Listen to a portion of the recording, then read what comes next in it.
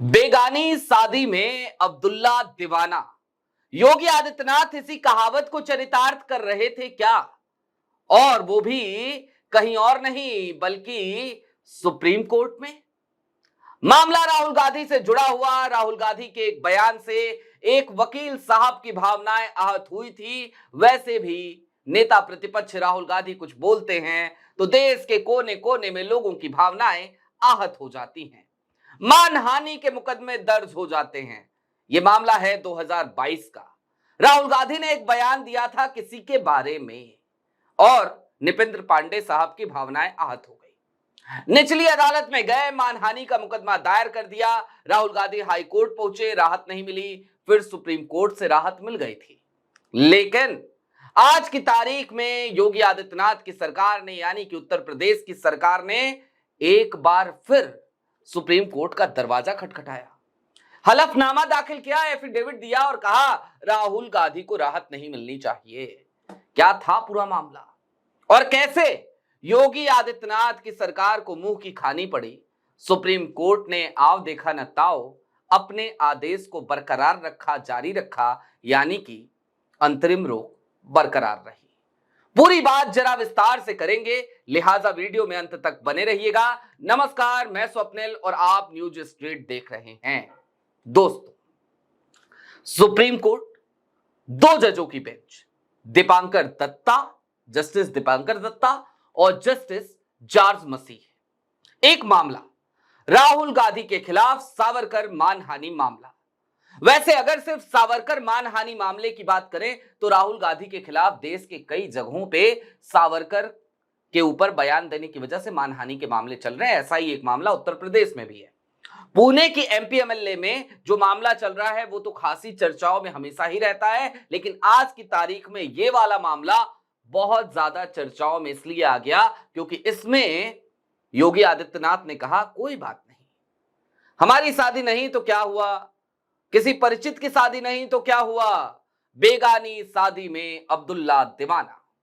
अब योगी आदित्यनाथ ने ऐसा क्यों किया, इसकी तरफ तो चलेंगे, लेकिन उससे पहले मैं आपको यह बता देना चाहता हूं कि आज की तारीख में हुआ क्या क्या। सुप्रीम कोर्ट में योगी सरकार ने एफिडेविट जमा करी, आपकी स्क्रीन पर वो खबर है। और इस एफिडेविट में सुप्रीम कोर्ट से यह कहा गया कि योगी आदित्यनाथ ने महाराष्ट्र में जो बयान दिया था 2022 में, उस बयान से समाज में विद्वेष फैल सकता था, उस बयान से समाज में दूरियां बढ़ सकती थी, उस बयान की वजह से समाज में लड़ाई झगड़े फसाद हो सकते थे। लिहाजा बख्शिए मत हुजूर, छोड़िए मत हुजूर, राहत मत दीजिए। और फिर वकील साहब का भी पक्ष लिया, कहा बिल्कुल ठीक कह रहे हैं निपेंद्र पांडे साहब, बिल्कुल ठीक कह रहे हैं, उनकी याचिका बिल्कुल ठीक है। और एफिडेविट में यह भी कहा गया कि जनाब देखिए, जो हाई कोर्ट का फैसला था ना कि राहुल गांधी की याचिका को रद्द कर दिया था, आप भी वही कीजिए, वही एकमात्र तरीका और तरीकेकार है। लेकिन इस मामले में 25 अप्रैल को सुप्रीम कोर्ट में सुनवाई हुई थी और सुप्रीम कोर्ट ने उस वक्त पे निचली अदालत की कार्रवाई पर रोक लगा दी थी राहुल गांधी की याचिका जाते ही। हालांकि उस वक्त पे दीपांकर दत्ता की बेंच ने बहुत कुछ कहा था, उसका उस समय पे हम बहुत बारीकी से विश्लेषण कर चुके हैं, लिहाजा उस तरफ नहीं जाते। बहुत सारी बातें की गई थी सुप्रीम कोर्ट की तरफ से, महात्मा गांधी को कंपेयर किया गया था और ना जाने क्या क्या कहा गया था, लेकिन उन सारी बातों को एक सी वक्त के लिए अब छोड़ देते हैं। आज की तारीख में क्या हुआ?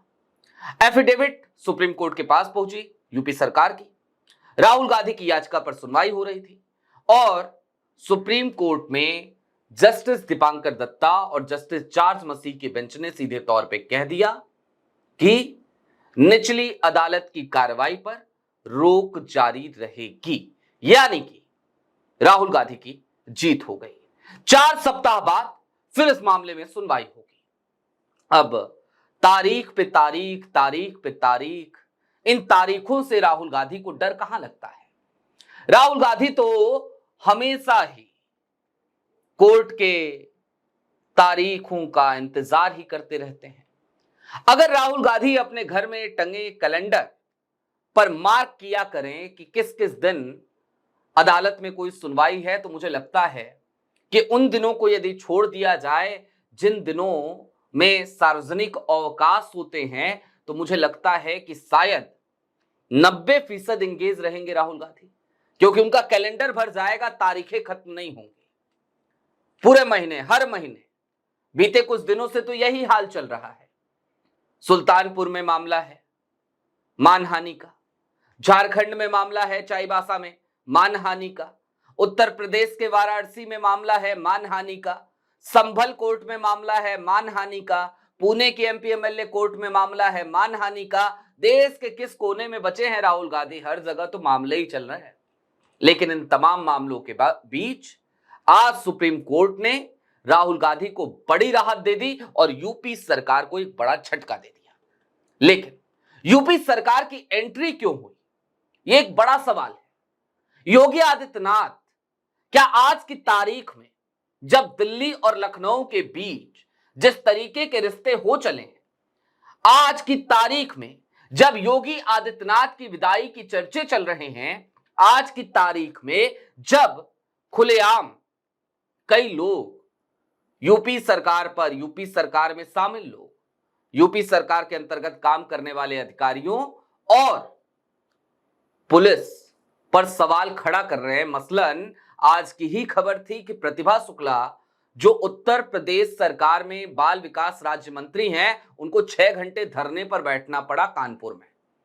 तो जब इस तरीके की स्थितियां हैं, जब चीजें संभल नहीं पा रही, तो क्या योगी आदित्यनाथ अपने पीआर के लिए ये काम कर रहे हैं क्या, या फिर कि वो मोदी सरकार से कहीं ज्यादा बड़े पैरोकार बनना चाहते हैं क्या, हिंदुत्व के भी, उस वाले राष्ट्रवाद के जो राष्ट्रवाद आजकल व्हाट्सएप यूनिवर्सिटी पे फैलाया जाता है, उस राष्ट्रवाद के भी?